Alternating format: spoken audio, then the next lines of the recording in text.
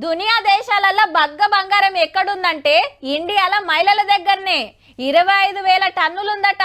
25,000 కిలోలు కాదు, టన్నులే.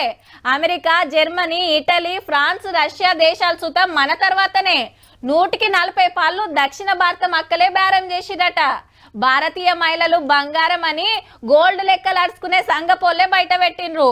అగో అంతా మీరేనా, మాకేం తక్కువ అని బంగారు బాబులు సుత పోటీ ఇస్తున్నారు.